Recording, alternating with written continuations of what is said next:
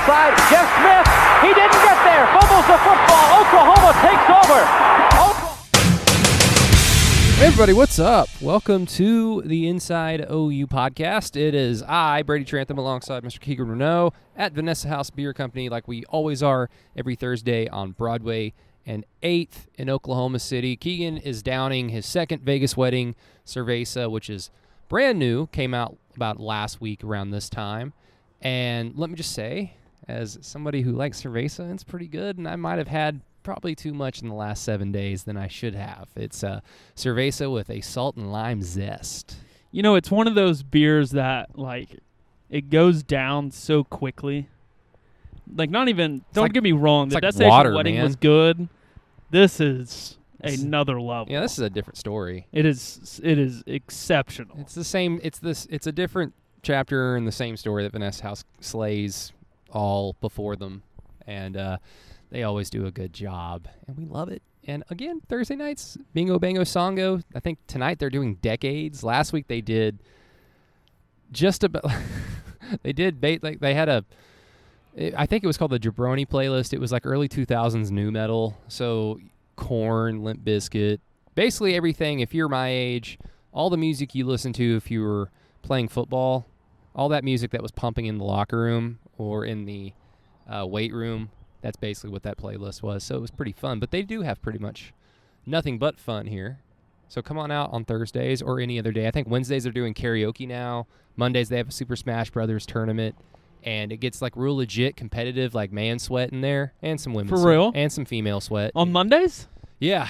I may need to show up. Yeah, like I used to play games, like video games and everything, but for whatever reason, like I'm not anti-video game, but I got to college and I just stopped playing. I think the last game that I played that wasn't The Legend of Zelda was Halo 3. That was like the last non-Zelda game I bought, played it, beat it. When did you graduate? I graduated from OU in 2014. I graduated from high school in 2009. So NCAA football was still a thing when you were in college? Right as I was getting into it, yeah. And you didn't play that? No, like none of my friends really like playing video games. That probably has a big thing to do with it. In high school I hung out with like the country boys. A lot of country boys. Loved them to death. We had a lot of fun, but we were mainly just... I never would have thought that. We were mainly just outside or at our friend Jenna's house because she had a big ranch house and a barn, so we could maybe drink in there. I don't know, underage. I really wouldn't encourage that, but because if you do, kids, you're going to grow up to be like me, podcasting. You don't want to do that at all. But hey, you know what? I have fun doing it. I just have no other choice. It's so tough to come here and do podcasts. It's only tough when I'm waking up from a little bit of a nap from the day job, and I'm like, oh crap, it's 5:15. I need to get to Vanessa House. Oh man, that's such a drag. No, it's not. Broadway and 8th is only like 20 minutes away from you in Edmond. I can tell you that. Yeah, it's like 3 minutes away from me. It's a 20-minute walk from my apartment. That's awesome. Not bad. Drink the beer, burn the calories after. Exactly. So you just stay consistent. You just stay absolutely consistent. Now, Keegan, let's get into some news of the day, I guess. I mean, we can try, and everyone's going to be mad because, it doesn't have to do with OU. But Bryce Thompson, former five-star recruit, who went to Kansas for a year, was very good at the very beginning of the year, and I don't know how much of it was just COVID season. Kansas in particular just really, it was an atypical season for Kansas. I mean, the talent wasn't necessarily there all around, but I mean, COVID really affected them negatively in terms of games getting moved around, canceled, and whatnot. I mean, OU they didn't have Devion Harmon because of Kansas late in the season. But Bryce Thompson ultimately leaves Kansas, and now today announces he's going to go play for Mike Boynton and the Oklahoma State Cowboys. And I think just right off the bat, if you want to be like super OU fan take without being, negative towards Oklahoma State, let's just say Porter Moser's been here for a year. I think maybe Bryce Thompson thinks a little bit longer about going to OU because there would be a track record of Porter Moser, what he's trying to instill at OU, which probably made it that much easier that, okay, OU's trying to do something brand new. He probably likes the coaching staff, but Mike Boynton's rather proven in terms of I had Cade Cunningham and he had a lot of success. He's going to win all these awards, be the number 1 overall pick in the NBA draft, come to Oklahoma State with some fairly good talent around the roster, and come make it work. This was one of those things that I think you hit the nail on the head at the top, right? With Porter Moser, if this staff had been in place and recruited Bryce early on in his high school days, like what Oklahoma State has, like with what a lot of the schools have, that like Frank Haith and Tulsa was in it as well. I've been led to believe today Oklahoma was fighting a large mountain on this. I can imagine. And this sounds like something that has been, let's say, in the works for a while. And I do think, though, that you have to, like... tampering? What? Huh? I'm about to sneeze. The couple takeaways, though, I think that the two for me, one, credit to Porter Moser for getting into that conversation, getting those Zoom meetings, right? But two, man, is that guy confident in being able to go get every guy? Because it was the only place where there was confidence that Oklahoma could have been the pick was Norman. Mm-hmm. No one else that I talked to, like, it was Oklahoma State or Tulsa. Yeah. So it was just, it's one of those weird things that, as, 3 weeks ago, I reached out to a guy that I trust, and basically was Oklahoma had a Zoom meeting. They felt really good. Rod Thompson, Bryce Thompson's dad, made them feel really good about where they stood. But the relationship, people completely undersold that Mike Boynton is a, get whatever he may be, whatever your opinions are of him, whatever this, whatever that, he can sell you a pencil. Clearly. He can sell you this Focusrite box that we have. He could sell you that laptop. He is a really good recruiter. He's really good at getting everybody bought in. I will say this. I'm at a place of Oklahoma would have been a better position for Bryce Thompson in the offense that they ran. Now, maybe he doesn't get 20-plus shots a night, right? Maybe he doesn't become the ball-dominant guard that we saw that happen with Trae Young and what's happened with Buddy Hield in the past, right, in the recent past. But he would have had more open shots. They'd have been efficient, and he would have had a lot more pick-and-roll opportunities because, like, credit Mike Boynton, right, because it's very obvious that, hey, roll the ball out to Cade Cunningham and say, hey, go win us a game. Yeah. Now, it says a lot about a coach that he has the trust in a player to go and do that and to give that player that trust because, like, look at Bill Self, right? Like, what freshmen go up there and have the ball rolled to them in the final 4 minutes of a game and say, hey, go win it for us? Hardly any freshmen. So Mike Boynton didn't lie about it. He executed exactly what he wanted to. Resulted in a second-round loss to Oregon State, who people failed to mention that beat Porter Moser and Loyola in the next round. Now, don't get me wrong, Loyola beat Illinois in the second round as well. But I think my biggest takeaway is the fact that after the fact and what I know now, right, credit to them to get involved. Yeah. Because I didn't think they stood a chance. They've been more than involved in the last 3 weeks, just getting guys sure. left and right out of the portal. And I've kind of looked at it this way. If OU was able to land Bryce Thompson, I would have been excited. I would have been very excited for year one of Porter Moser. And more so than just year one, I would have just been excited. Okay, so you're telling me a guy who has no history in this part of the country, especially recruiting, just got on the job and in the first 5 minutes landed a former 5-star transfer from the University of Kansas with no prior history recruiting this kid. My first question would be, just kind of hypothetical, though, as a little tangent. I wonder what would have happened if Lon Kruger was still here, if he was just here for one. Now, as a guy who was, I like Lon Kruger personally. He did a good job somewhat, but he did an excellent job in doing what he was asked to do. In my opinion, it was far too long, but it all worked out for the best because I like Porter Moser and I'm excited for him. I'm curious if Lon Kruger's still here with his prior relationship with Bryce Thompson, if that could have been enough to pull him. But even still, it still might have been a little bit difficult considering you're fighting an uphill battle of family history with his connection to the University of Tulsa, his family history, and just the recent history of Oklahoma State, like you said, with Cade Cunningham. The big test for Oklahoma State is just going to be Bryce Thompson is not the same type of player as Cade Cunningham. I don't see Bryce Thompson being a guy that, like, he's gone after next year. I don't see that. Obviously, if he had a better showing consistently all year last year, he's probably not transferring. He was hurt Yeah. For part of the year, too, and COVID, right? Like, you don't get a natural training camp. But I just don't, like, Oklahoma State was basically, selling the idea of, come here, you're going to get a bunch of shots, we're going to put you in a position to be successful, and then you're going to be off to the NBA. Like, Avery Anderson, I think, is a better scorer, right? So he's a better scorer. I think Bryce is just more natural. So sure. Obviously the potential is there. But, with Porter potentially getting Bryce Thompson, like, to me, it would have just meant more that, all right, OU's in good hands, like, in terms of the long-term future here, if they can hold on to Porter Moser. If he can recruit this kid with no history, then what does the future look like? Obviously, that's not the case. But the other thing that I was always thinking about as Bryce Thompson was making his decision was, I don't have any expectations for year one.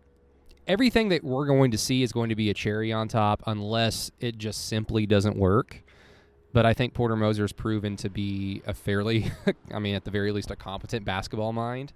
And if his players can buy in, just imagine what he can do with, year 2, year 3, year 4 on the recruiting trail when he gets his guys in, a better brand of player than what he saw at Loyola Chicago. So with all that being said, because I don't have that much high expectation for year one, I didn't necessarily get down with the prospect of, okay, let's get this 5-star kid in here to, like, pump some excitement up, to increase the talent level of the roster. But at the end of the day, like, even with Bryce Thompson, OU's not going to really do that much. And perhaps that would inhibit any type of development around the other players of the roster or just in the program. So I think in the end it's going to work out best for all parties involved. Like, let Oklahoma worry about getting those, once in a generation or whatever, like, super 5-stars, like, every few years. Let Oklahoma State have what they're doing right now, because at this point they're just a better program today. The state of the program is a little bit stronger at Oklahoma State just because of the track record recently than it is at Oklahoma. So Bryce Thompson makes the right decision, in my opinion, and we get to look forward to a whole bunch of development and maybe an upset loss or two next season and just a whole lot of heart, hustle, and hardwood. It is. I'm excited. I said this, like, Bryce Thompson probably helps Oklahoma maybe get to the second weekend, right? Like, you want the guy that can hit those big shots. Like, I think Bryce Thompson's that guy that can create on his own and be able to hit those big shots. But if you've watched any Loyola over the last 4 years, and I've watched, I wouldn't say quite a bit, I've watched enough to know that, like, Bryce Thompson was going to be a piece of the puzzle. Like, he wasn't going to be the whole puzzle. And this team, with the guys that they have, like you say, heart, hustle, hardwood, right? I mean, I don't know. I fall, like, college basketball when a team can defend the way Loyola has, right? With everybody defending.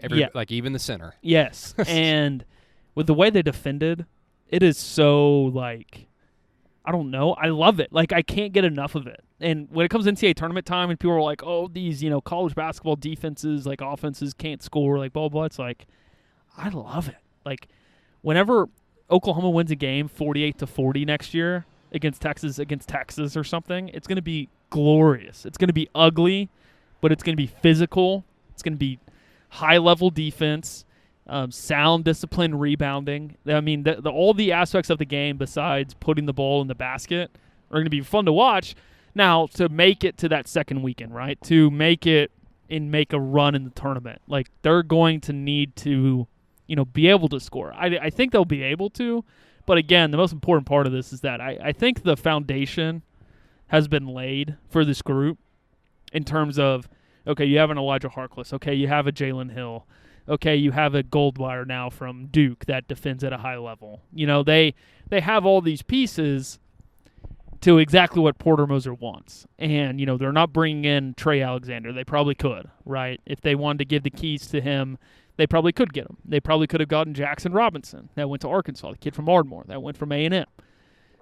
But Moser said, hey, we want our guys. He went and got them, besides Bryce Thompson. He went and got them. And I think there's a lot to be excited about. And, I don't think that, this instantly makes, Oklahoma less of what we think of them, does it? I don't feel that way. No. If they get Bryce Thompson, I feel a lot better about where they're at because you have a definite scorer that can create on his own. But they kind of have every piece that they have already and that they need already. Yeah, make no mistake. It would have been cool for OU to get Bryce Thompson. It would have made them a better team. I'm not trying to sit here and, put lipstick on a pig or anything, but it's not the end of the world just because the expectations just should not be there. And it just makes realistic sense when you're talking about 3 schools in the state that all have a on-paper chance to land Bryce Thompson. Tulsa has the family history. Oklahoma State has the recent history of Cade Cunningham going to the NBA fairly soon as a number 1 overall pick. Mike Boynton's program is fairly hot right now. Not necessarily that it's been better than Oklahoma, but, Oklahoma State did sweep Oklahoma the final week of the regular season last season, so it should really surprise nobody that this decision came down to Oklahoma State for Bryce Thompson. So that's what happened today in Oklahoma sports, but this is a football podcast primarily because I've been told that this is a football state. It is. It's a football state to the fact that I guess I shouldn't say it in this regard. Oh, really? Yeah, the Thunder just aren't, no one's interested. That's okay. They'll be interested come the lottery night. Yeah, they'll be interested June 22nd when the draft odds get. That's June 22nd? Yeah, when the draft odds drop. This has been the most glorious tank in the history of tanks, and I love it. It was good for them last night. The Cavs beat the Celtics for some reason. Just look at the Thunder's last 24 games. There's 1 W, and it was against the Boston Celtics. Yeah, the Celtics, because they lost that game, owed us one. I guess so. I feel bad for I can't believe I'm going to say this. I feel bad for Boston just because I love Jaylen Brown. I think he's better than, not potential-wise, not whatever-wise, over Jason Tatum, but I've seen too many Jason Tatum games in the postseason to believe Jaylen Brown is what scares me on that squad. And he's gone, so that sucks for them. But for the Thunder, they're fairly comfortable with a a half-game lead for the reverse 3rd seed over Orlando with that loss from Boston last night. So 2 more games, got Utah and Oklahoma City tomorrow night, then the Clippers 8 o'clock Sunday night to round it out. And I think if they could stick 3, you can like your chances of getting not 1 but 2 top 5 picks. And if that's the case, I don't know how much longer the rebuild will be. Yeah, I'm at a point where I've said this. I'm a big of if they don't get 2 top 5 picks, they only have their lottery pick next year, right? I completely understand if they have to tank again, and I'm cool with it. But if they get 2 top 5 picks, and if they force a tank again like this, I'll be very frustrated as a fan. I think if they tank next year, if they do get 2 top 5 picks, it's just going to be because they're trying to win, but they're just not good enough yet. I don't know if it'd be an active tank of we're going to start 2 two-way players, a G League guy, a 10-day contract, and Darius Baisley. That's active tanking. Mm-hmm. Having lineups where you have 5 guys on the floor who weren't ever drafted, that's active tanking. And the Thunder are doing a phenomenal job. Oh, the graphic the ESPN put out of the rating. Their logo barely in it at the very barely bottom. Even visible. It's glory. That's the thing is when you head into the season mentally as a Thunder fan, and I want them to lose as much as possible. And you and I even had that conversation. They were 19-22 or 24, whatever it was.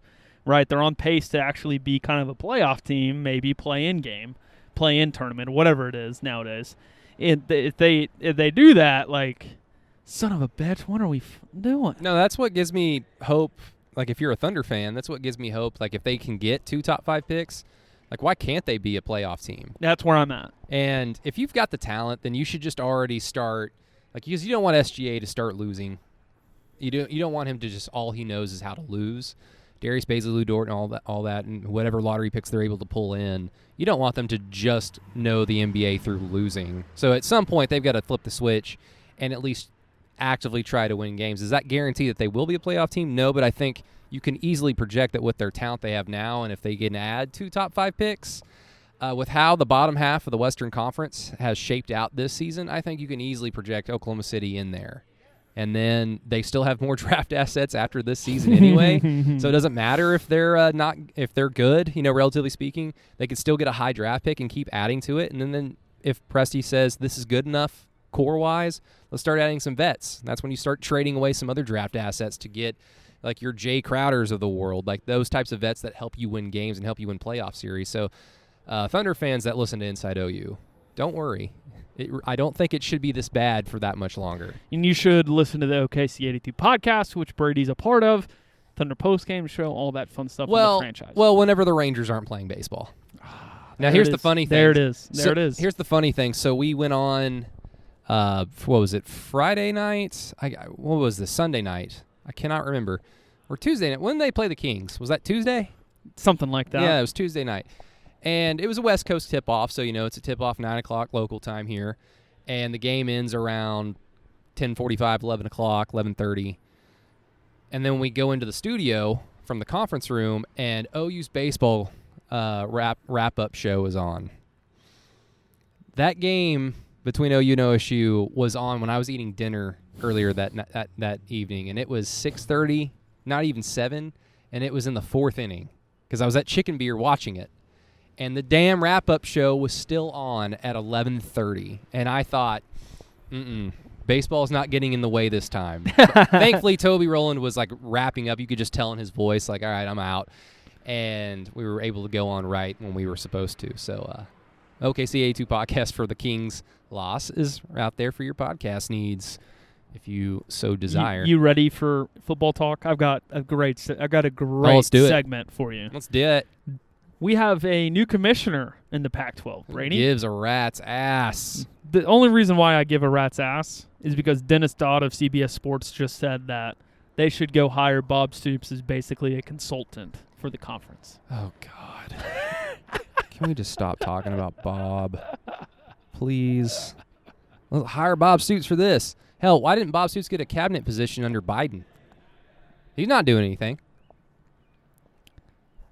I'm not touching that. The Secretary of Cruise Control.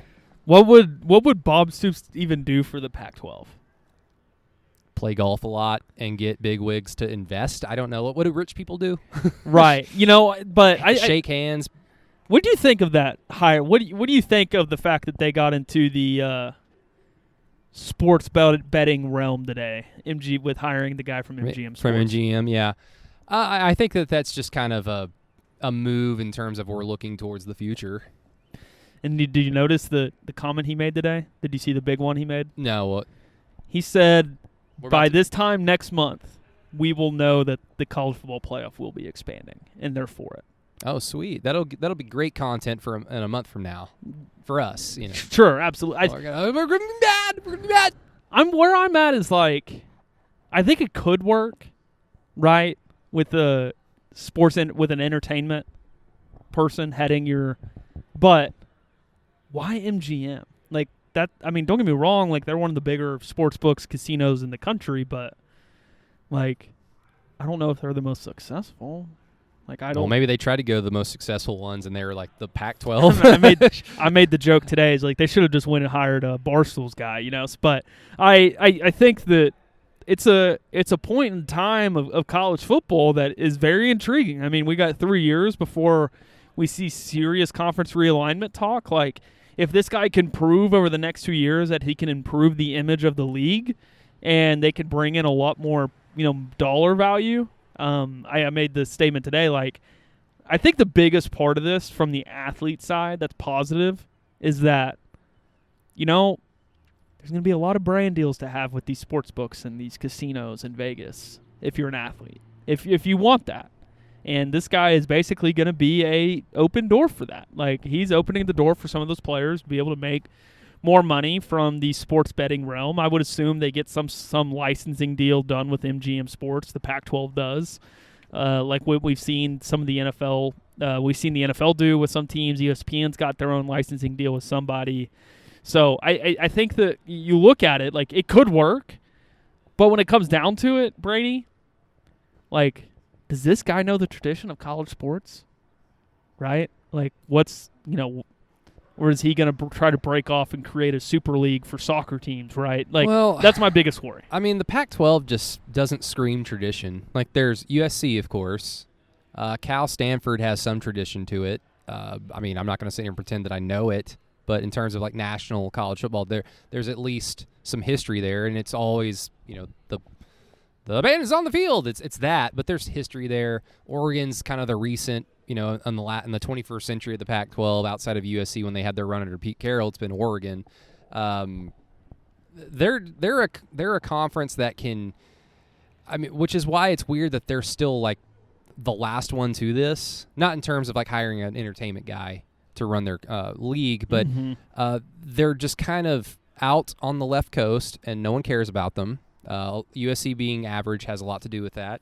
But you would think that the conference on the West Coast where, like big tech is the huge thing, innovation is a huge thing, that they're like still married to like we're the Pac-10 essentially, and we want to play in the Rose Bowl against the Big Ten essentially. And that is what it is. Like to me, like if any conference could just say, screw this, let's look to the future, it should have been the Pac-12, not the SEC or the Big 12 or the Big 10. Like those are the leagues to me that should have been, we're going to do it the way that we did it 40 years ago because it worked then and it still works now.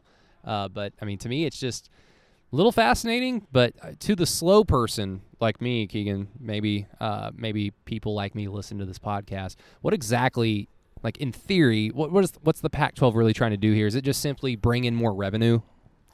I think they're trying to be able to have connections in the entertainment industry that look at the failure of the Pac-12 network, right? Like it's been a dumpster fire out there. And with that, and should it have been successful though? Probably not. I think you're right. I think it has a lot to do. Care. I think it has a lot to do with USC football not being as good as what they need to be. Yeah. What's jokes aside? What is the Longhorn Network like? It's still on, so I would assume it's fairly successful.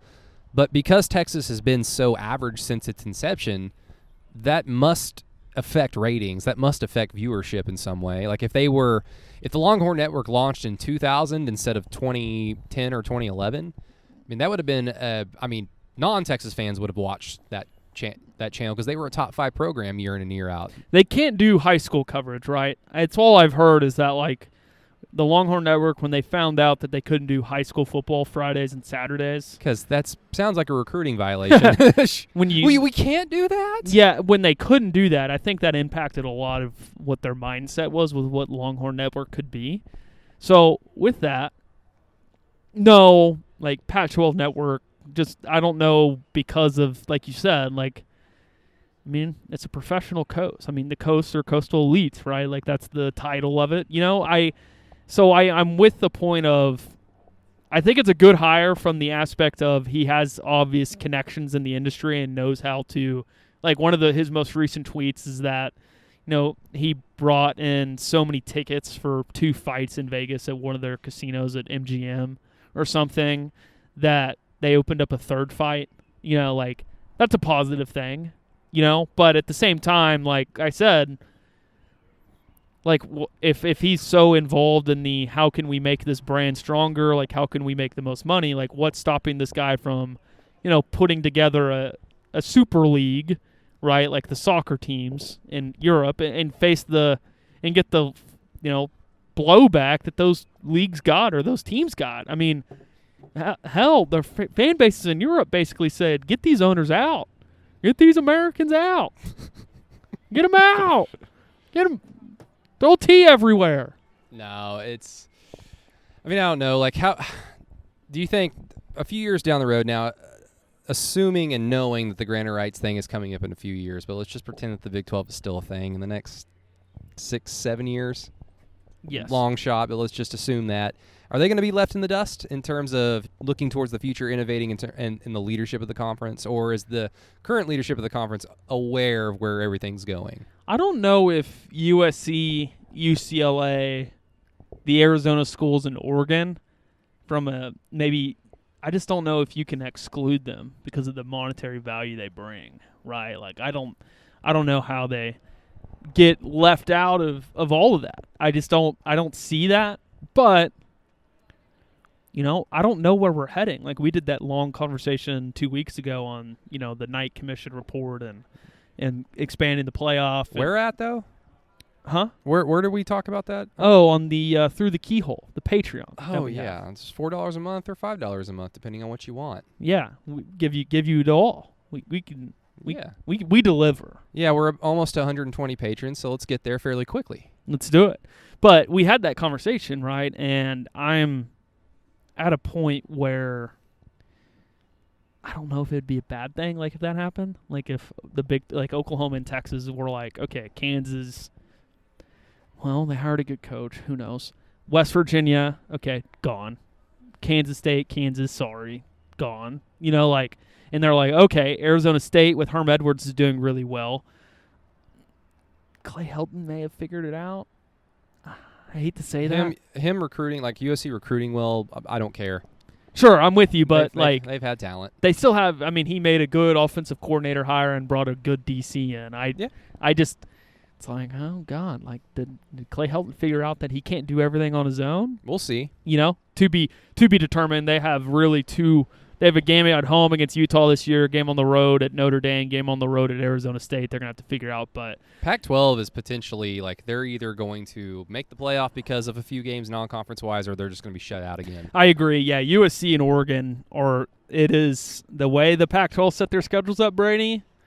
It's like, they're going to shoot their wad, like, one way or the other. Yeah, it's like, if we give our teams that have the best chance to make the playoff the easiest path, it can help them out. Yeah. That's weird how that works.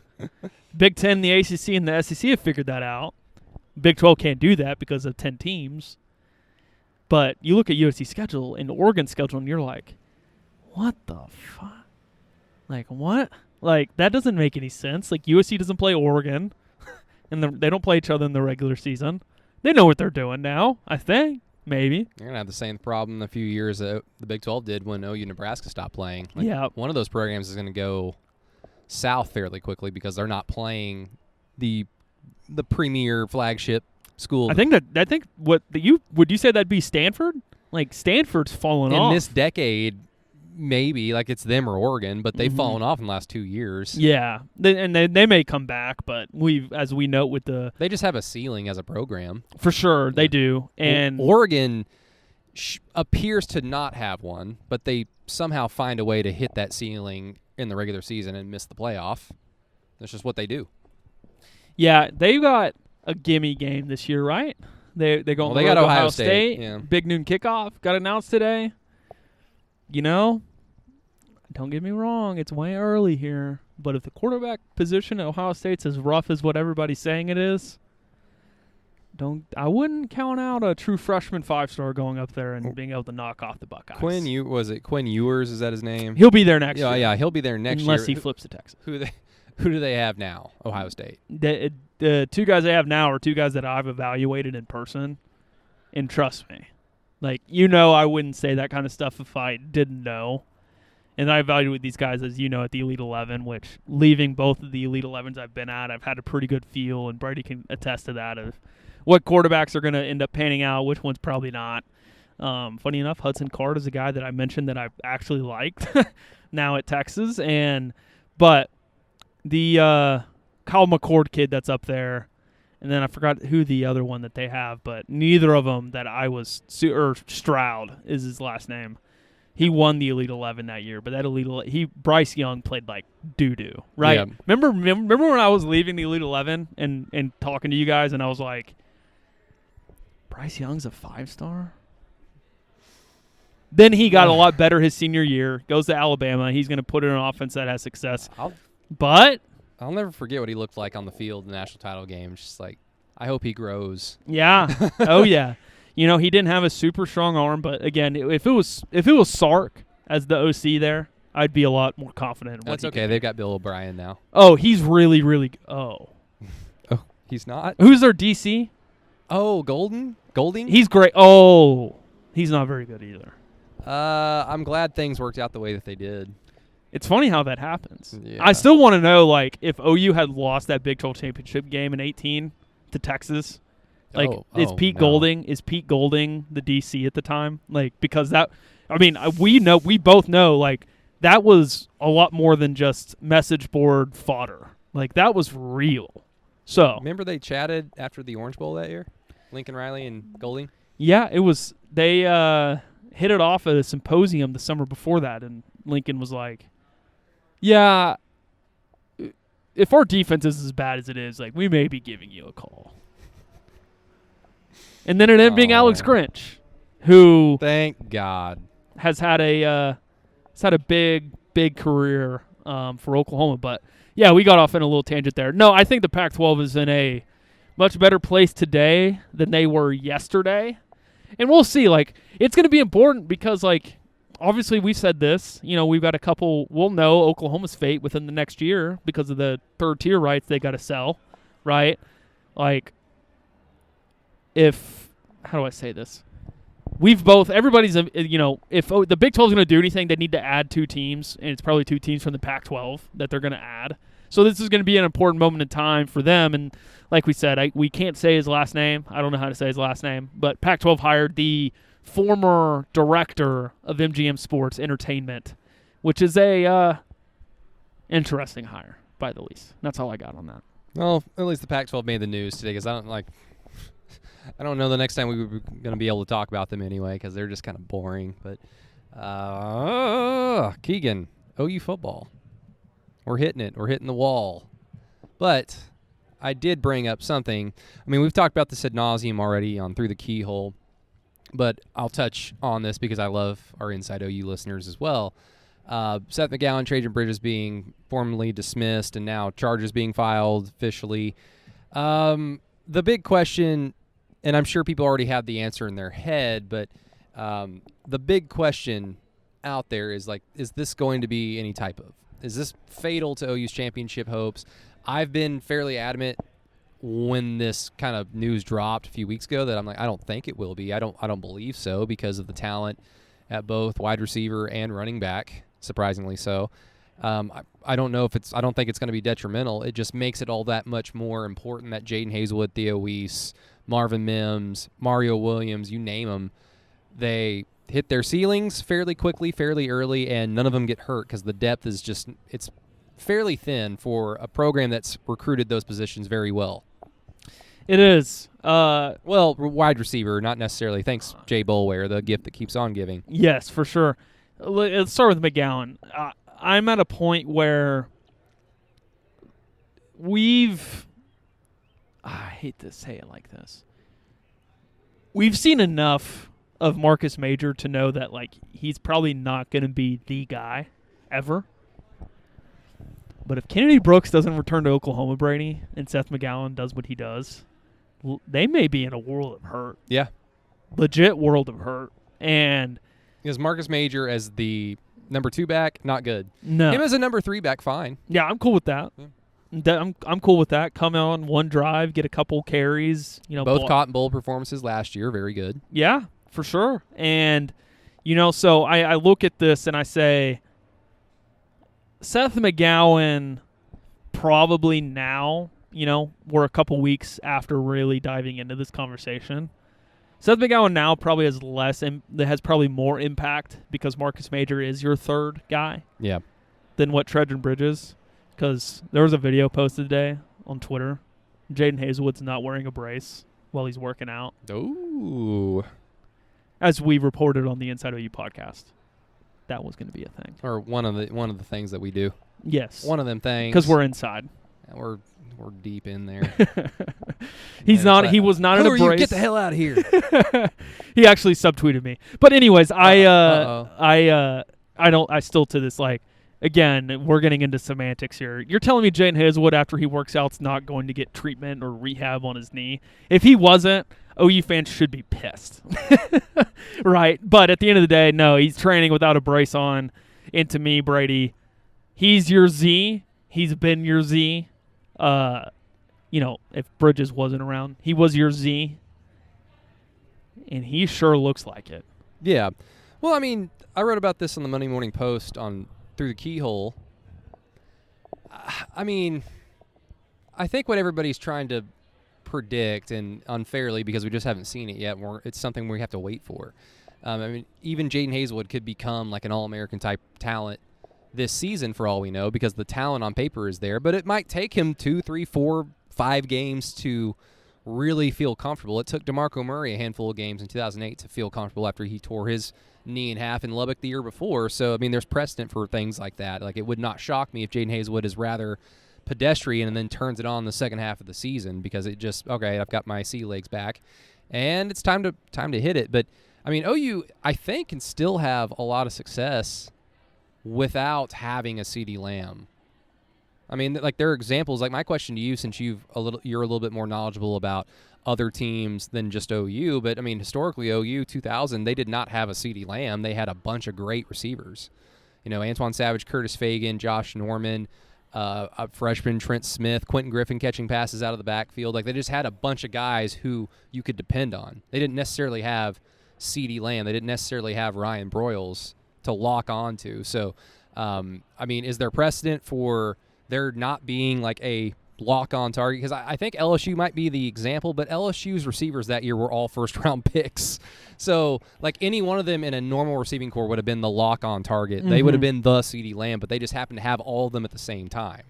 They did, and they have they had a unique case. Alabama kind of the same. They had a unique case of also having. We only got to see him for 1 year in college football, so he can't get like that best of all time, like rap offensive coordinator, right? Oh, Joe Brady. I mean, well, passing game coordinator. He's the best passing game coordinator of all time. Passing game. Yeah. Steve Ensminger. Let me tell you, I interviewed that guy twice at the Peach Bowl. That guy was not the offensive coordinator. Anyways. He is now. Yes, he is. I don't know. Anyways, regardless, it doesn't matter. But I look at that situation and I say, you had the right quarterback with the right offensive coordinator with the elite talent around them with a good enough offensive line. Good enough defense. And everything worked out in your favor. Alabama was in a transition year with some injuries. For sure. And, I mean, they still went down there and kicked their ass. Yep. That's one of my favorite games because I go back and look at that and I go, man, a running back won them a football game in Tuscaloosa. Not Jamar Chase, not Justin Jefferson, not Thaddeus Moss.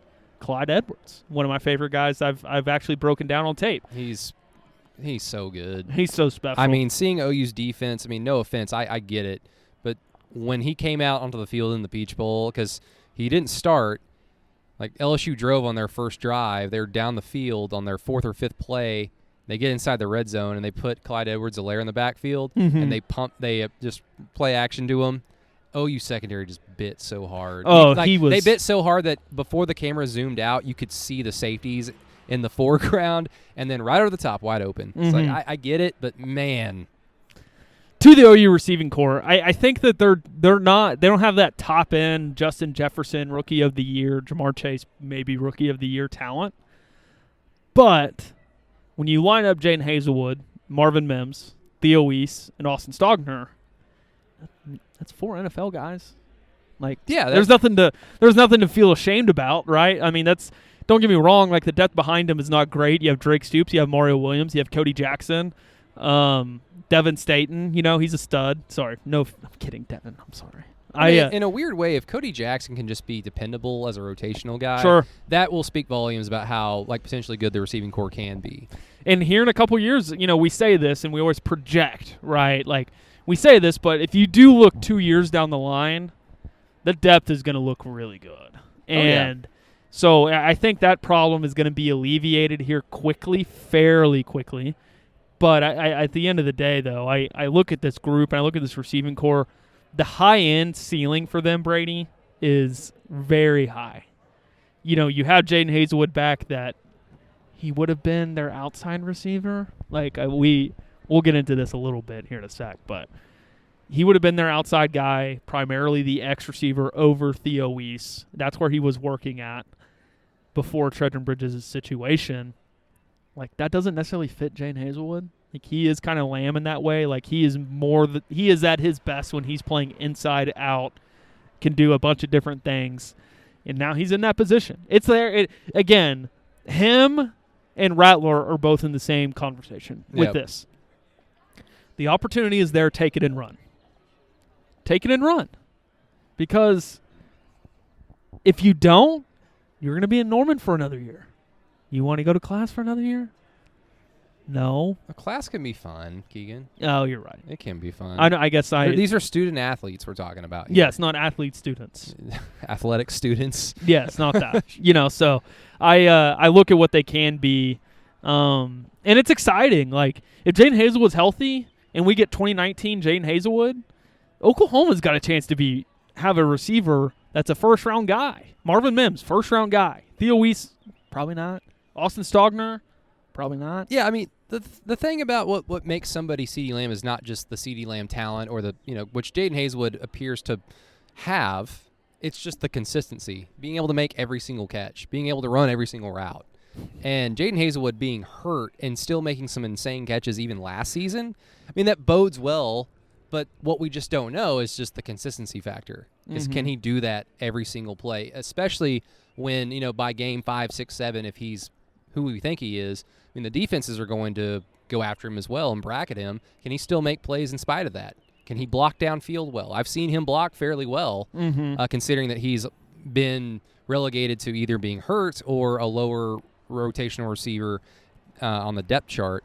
But every sign points to he should be all conference at the very least. And if that's it, I mean, Theo, Marvin, all these guys are going to be able to make plays too. They made so many plays last year, and all we do is think about the 9 touchdown drops. Yep. I mean, albeit it's not acceptable. Lincoln Riley called them out for it in the spring because of that, and he was right to do so. But they still made so many plays. The problem is just going to be, is it going to be another situation next season where so much is left on the table, and you look at the schedule and there's one loss again, where there really shouldn't be. This is the year where they're we'll joke about inexplicable losses because we cover and follow and root for Oklahoma football, but this should be a year where that just doesn't exist. It shouldn't. And you look at the drops, right? I just don't the guys that had drops just have never had drop problems. If that happens for another year, I think that says more about, and I'm not taking shots, I think that says more about Dennis Simmons and Cale Gundy than it does the receivers. Because that hasn't been an issue, right? From back from Theo Weiss in high school, Theo Weiss's freshman year, never was an issue.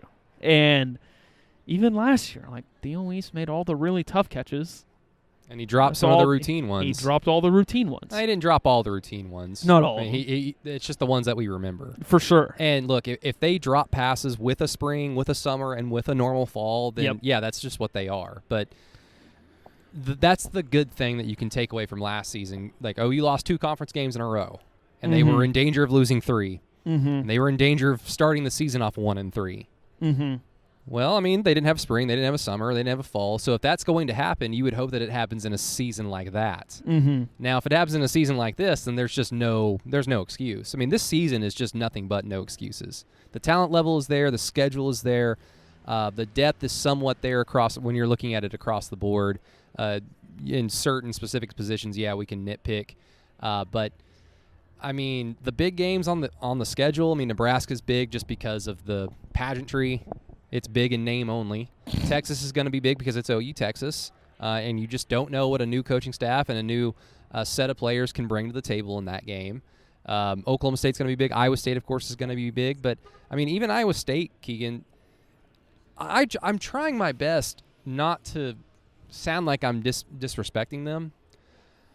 But the way I see that series over the last few years, particularly the last 2 or 3, all I see is OU squandering opportunities to solidly defeat them. Correct. So 2019, Jalen Hurts got in the way. CeeDee Lamb having an uncharacteristic fumble got in the way. And look, do you have to put the Jalen Hurts audio whenever you say that? No. Okay. Because I like Jalen Hurts. Okay. I know. I do too. No, you. Sorry. You have a dartboard with his face on it. I've seen it. I synced it right behind the casting couch. So Jalen Hurts gets in the way. Now, again, Iowa State made plays. I'm not trying to sit here and say that it was just OU who stubbed the toe, but it was OU who opened the door for Iowa State to come back in that game. Ames last year. Both, same thing. Yeah, 3 drop touchdown passes. And OU barely loses a game they played fairly bad in. Now, Big 12 championship,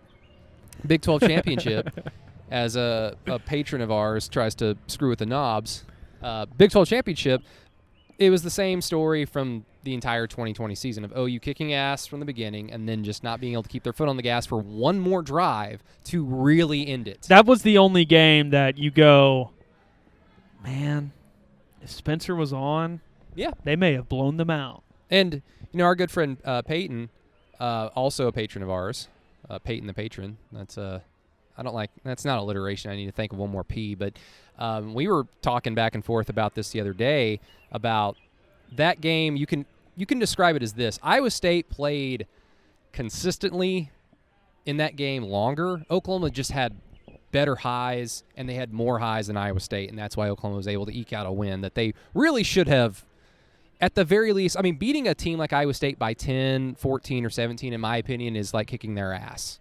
Correct. Like, you're not going to blow them out, I don't think, unless they have an awful day. Brock Purdy does his thing negatively, and OU's just absolutely on one.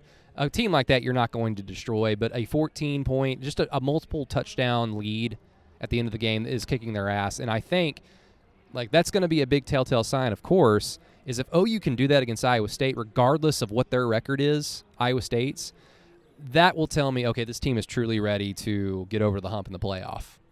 I agree completely. You want to finish? You want to put the final chapter on Trejan Bridges' career at Oklahoma right now? Please do.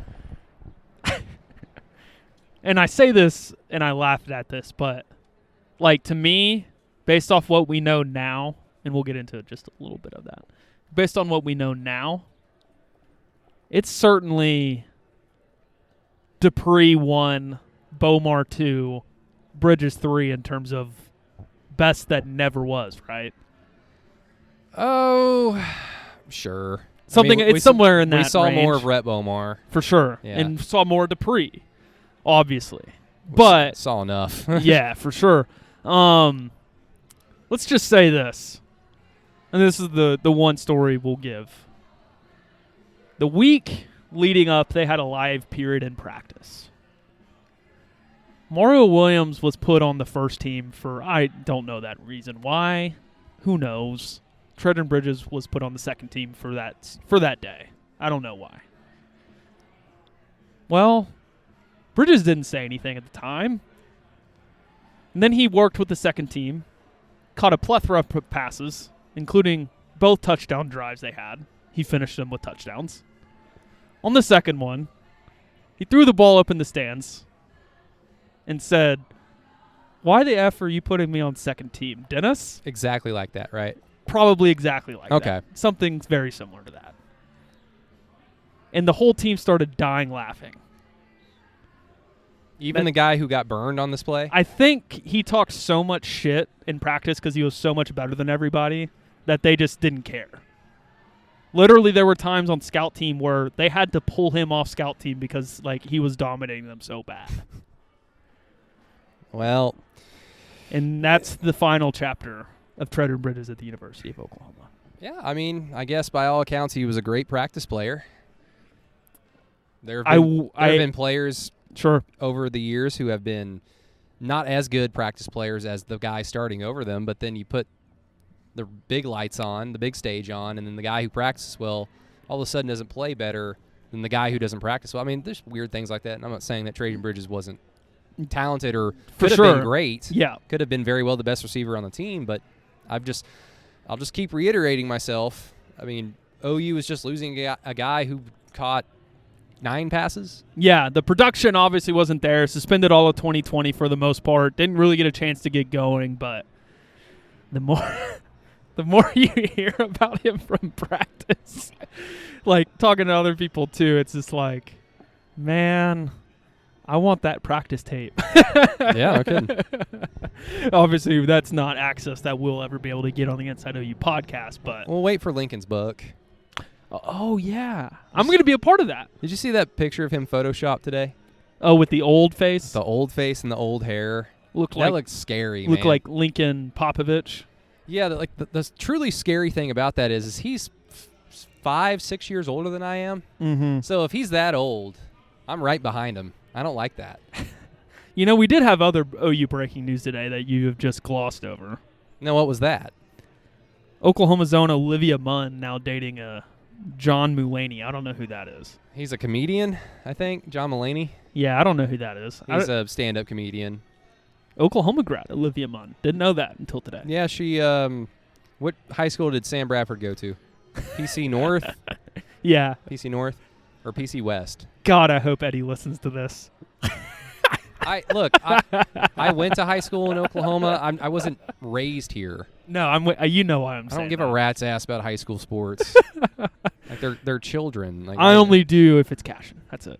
Oh sure. Shout out to them Wildcats. I graduated from Norman North, and I don't give a rat's ass about Norman North. Yeah, it's a little bit different, Class A, 6A, but it's no, I thought that was jokingly saying that because it was actually like a big deal. Like I can't get to the point, Brady, to where I care about what's going on with celebrities. I don't understand that infatuation. What's going on? Like people who get, like, I need to know about so-and-so celebrity? Yeah. I mean, it's the same shit that we do with football. Like, we have to know the ins and outs of everything. Like that's at least matters, kinda. Yeah, I mean, it matters to them. To you personally. I mean, I don't give a damn about the Kardashians, but it matters to some people, unfortunately. But I would probably say that people that like the Kardashians are like, man, I can't believe people podcast about football, especially about 20-year-olds. Can't believe they follow kids. It means more to me, damn it. Why are you following kids around in high school, hoping they pick your school? Hey, here, let's end the pot on this. Who's that Aggie dude who just wants to hate on OU on Twitter all the time? Billy LaLucci, is that his name? The Texas guy that you're not fond of? Yeah. Yeah, that's Billy Lucci. His name is Lucci. Yes, Liucci. What's his, is he just looking for Twitter fame? Like, if that's it, then, like, no more questions asked. Like, okay, like, if you want to do that, fine. I think it's 50-50 because, like, he is a definite diehard, like, Aggie fan, right? Like, I can only imagine a worse hell. You know, and that have you heard about Texags? Like, take Sooners. They're the ones who broke the Rhett Bomar news. Really? I'm not kidding. It was somebody's girlfriend told somebody who was a poster on Texags. You know they have a QAnon on board on that? They have what? A QAnon on board on that? They've got a QAnon guy on there? Yeah. No, they have a whole thread. This isn't a political. I just think that's hilarious. Well, I mean, it makes sense. They're pretty culty. No, like, here's the thing. Like, I don't, like, what does Texas A&M do? They're not a program I, like, think about. Yeah. They got a chance to be pretty good this year. I think about Oklahoma State more than I think about them, but yet they still interject themselves into the damn conversation. I'm like, I don't give a fuck. Yeah. Like, what have y'all done? We'll beat y'all to Cabo. I don't fucking care. Have it. Who gives a fuck? They got a little taste of success last year. And they barely beat North Carolina in the Orange Bowl. Congratulations. A depleted North Carolina I team. know. Yeah. And look, North Carolina was nice for their standards, but I mean, above and beyond. Yeah, I looked at that matchup and thought, well, this is going to be an easy win for A&M, and then even they fucked that up. You know, I don't know if this is a hot take, but I feel pretty confident that Sam Howell's going to do better in the NFL than Mitchell Trubisky did. Yeah. Is that fair? Can I say that already? I like Sam Howell. I do too. I know we're getting into. Have you noticed the takes? I know you have. That, like, I'm not prepared for 365 days a year. This is like the first time I'm noticing it of NFL draft takes.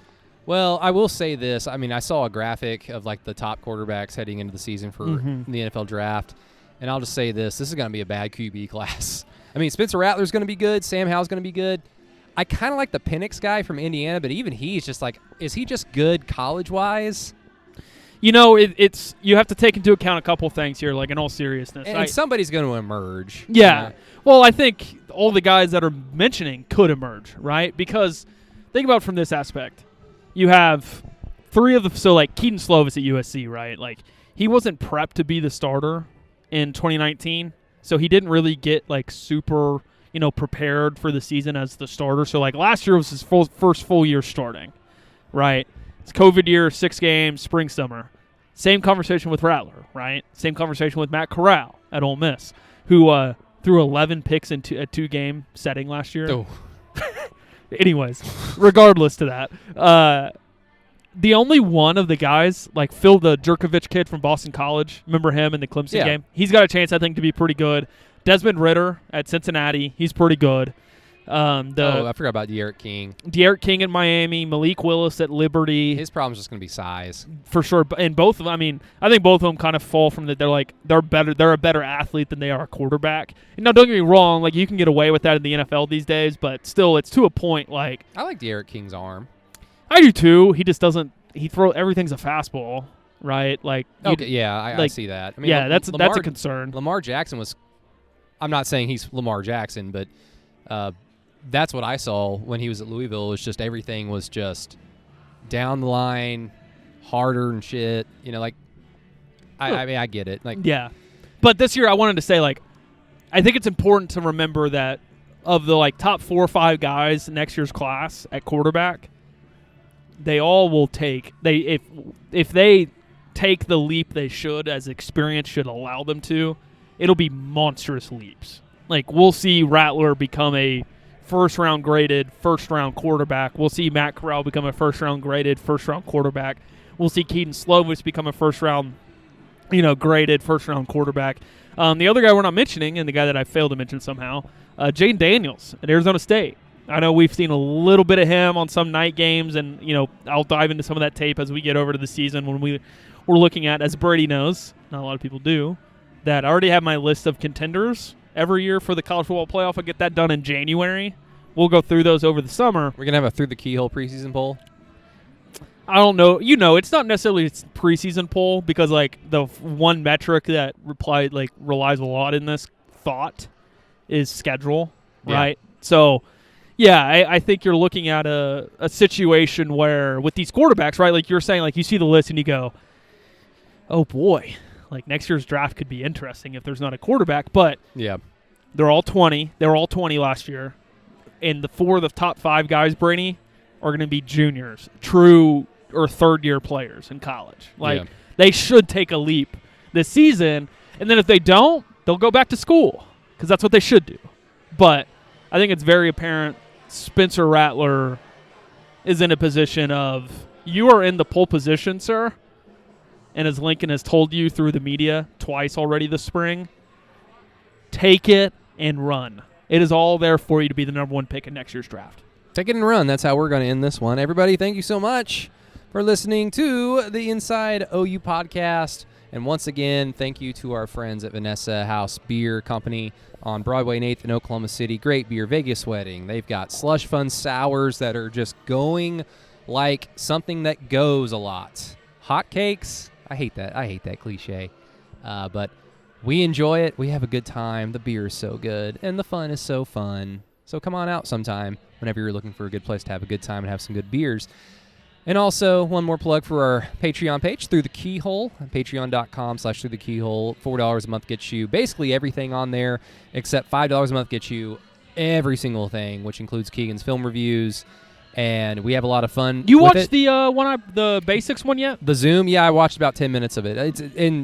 It's something that we're fairly excited with, of just getting our little community of patrons, getting them together for like Zoom meetings, just to talk OU football, your film review breakdowns. I mean, we've got basically 4 months to create some content. I've got some stuff in the can loaded up that I'm just kind of waiting for some finishing touches to put on. You did good on, like I told you this, you did good on the Tuesday. I thought that was very intriguing because me, like I like to get people's perspectives and opinions of like mine that aren't my own. Like I don't see Oklahoma football from a fan perspective anymore. So like getting those interviews are going to be, I think, very good for like framing, more of an understanding of, the people I'm dealing with on a daily basis. Yeah, and shout out once again to Forrest Bennett for jumping on the first one of those. And again, like I've been putting it on Twitter, I've got some interviews lined up for next week, the following week, the week after that. But yeah, we're going to be doing not Kendall Eschbeck, right? No, he has not reached out. Okay, I've not. I will block that. I cannot say that he has reached out, but yeah, basically the extra Inside OU podcast per week because it's the off season. I know you guys want some content, and I'm just going to start interviewing some OU fans, OU former football players, and maybe some other special guests along the way, just to break up the continuity and also to get you guys' voices out there because I want you guys to feel included. So once again, if you're interested on jumping on Inside the OU with me, Inside OU, whatever the hell it's called. He's not even drinking tonight. Yeah, I know. I am stone sober. If you're interested in jumping on Inside OU to talk about your OU fandom and whatever the hell else you want, just hit me up on Twitter at Brady Does Sports, and we can schedule something out. But for Keegan Renault, everybody, Vanessa House, all the boys here, everybody, thank y'all so much. We'll talk to you guys later.